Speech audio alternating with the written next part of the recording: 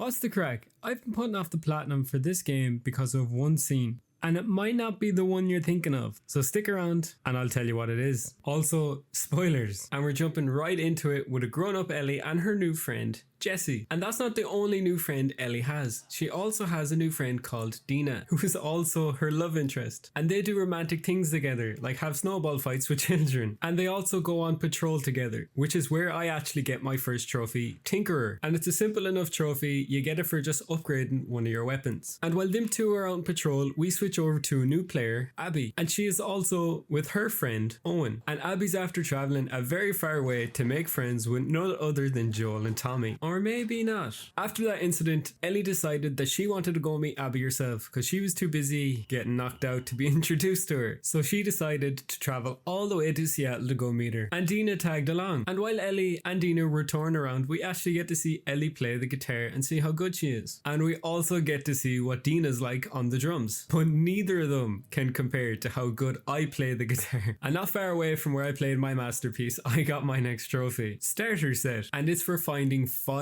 trading cards in the game. And these trading cards are heroes and villains. And speaking of heroes, Ellie becomes like a superhero with this next trophy, Apprentice, which was for getting a player upgrade. Ellie's finally getting a bit closer to discovering where Abby is when she runs into Abby's friends. And they were definitely not too thrilled to see Ellie. And I felt there was no better time than to get the trophy Mechanist while under fire, because it's for fully upgrading a weapon. Doesn't matter how much I upgrade a weapon, my aim will always be shite. After Ellie and Dina escape the school, they go and make their camp at an abandoned theatre. Ellie takes a much needed rest for the remainder of the night, and she goes on to Seattle Day 2, where we bump into none other than Jesse, where he will try and help us get to Abby. As if trying to find Abby and battling the WLF wasn't hard enough, we come across the Cult of Lunatics, also known as Seraphites or Scars. Well, I don't think this person qualifies as a Scar anymore. I think he's just a blob. We make it to a WLF base where we find one of the group members that hurt Joel, and we give chase, but she's like Speedy Gonzalez. We do catch up to her, and after asking her not so nicely, she gives up where Abby could be. So now we're on to day 3, where Ellie and Jesse set out to go and find Abby. Ellie and Jesse then split up, Jesse wanting to go after Tommy, who's also here, and Ellie wants to go after Abby. Ellie makes it to the aquarium where Abby is supposed to be, but unfortunately she's not. Ellie does run into 2 of Abby's friends and tries to get information from them, but things go south. Ellie then regroups with Tommy, Jesse and Dina, and they all agree that they're going to go home. That was until Abby showed up and decided to ruin everything. And speaking of Abby, we're going to go back 3 days, and instead of playing as Ellie again, we're going to play as Abby. And we wake up in the heart of the WLF, where they get to play fetch with dogs if they want. They also get to keep their skills sharp, and it allows me to get my next trophy, Sharpshooter. And you get this trophy for beating Manny's score in the shooting range. Abby then goes on patrol with Manny and Mel, and this is where I come across my next trophy in the field, and it's for finding 12 workbenches. I think Abby's brain broke for a minute. What is she doing with that rope? It seems like Abby's brain wasn't the only one that broke. What the hell is Manny doing? But the 2 of them are back to normal as soon as they get back to the WLF main hub, and this is also where I get another trophy, mint condition, and it's for finding 5 collectible coins. We then get introduced to the leader of the WLF, and his name is Isaac. He also tells us that Owen is in an awful lot of trouble after killing one of the friends. Abby doesn't believe it, so she sets out with Manny to go and find out what happened from Owen. And while on the way there, I did notice something really cool, that Naughty Dog put 40k Warhammer into the game. Abby's nearly as tough as them, but she's not, and this shows it here when she gets knocked out. And while she's knocked out, we get to see her and Owen in the past. And this is also where I get my next trophy, called Put My Name Up, and it's for getting the high score in the archery game. When she wakes up, she takes on more scars, and also somehow becomes friends with 2 of them, Lev and Yara. I wonder how that conversation went for your one taking Abby's backpack. Was she just like, oh, I like this, I'll take this? And once she had her backpack, she left Lev and Yara to fend for themselves while she goes and finds Owen. And while on the way there, I gained the next trophy, Journeyman, and it was for finding all the training manuals. Alright, you've waited long enough. The scene that's beyond them doors is the scene that stopped me from platinum this game for months. Joel's death was less aggressive than what goes on in that scene. After Abby's wild and aggressive night,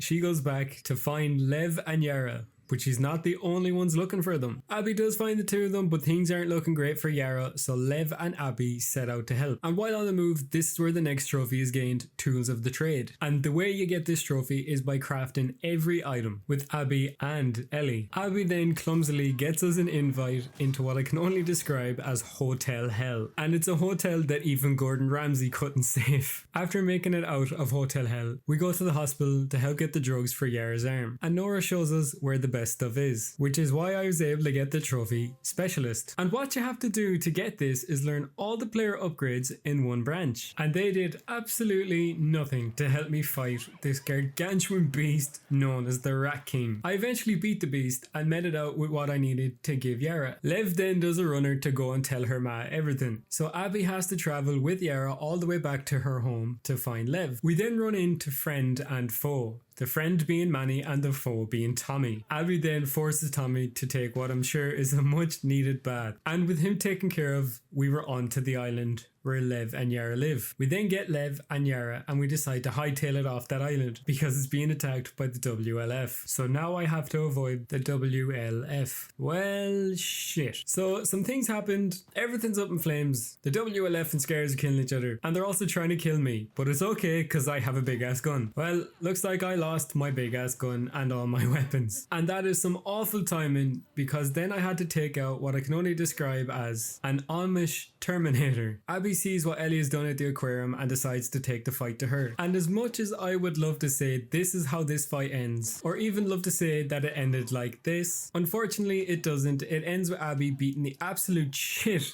out of Ellie and then Dina. But she does let them live, which means they can go on and have a child and live the farmer's life. Up until the point where Ellie keeps getting PTSD flashbacks from what happened to Joel. And things aren't better when Tommy comes by to tell Ellie where Abby is. So Ellie sets out to go after Abby. But while Ellie was out living the farmer's life, what she didn't know is Abby wasn't having such a great time getting captured by the Rattlers. Ellie eventually finds out where Abby last was. And why not unlock a trophy while she was at it, called Survival Training, which was for learning 25 player upgrades. Ellie then got into a bit of trouble with the Rattlers, but nothing she couldn't handle, and she unlocked another trophy called High Caliber, which was for unlocking all the weapons as Ellie and Abby. And I personally think that Abby definitely got the better weapons in this game, and that crossbow is cool as shit. Ellie then eventually makes her way towards where Abby and Lev were being held, and then the two of them start tearing absolute lumps out of each other. But in the end, Ellie lets Abby go for some reason. Maybe she realized it actually wasn't worth it at all. And then of course, like this game does, it brings us to another heartbreaking scene where Ellie ends up all alone with the house being empty. And them heartbreaking scenes don't end there because we get to see Joel and Ellie's last time probably talking. So after doing all of that,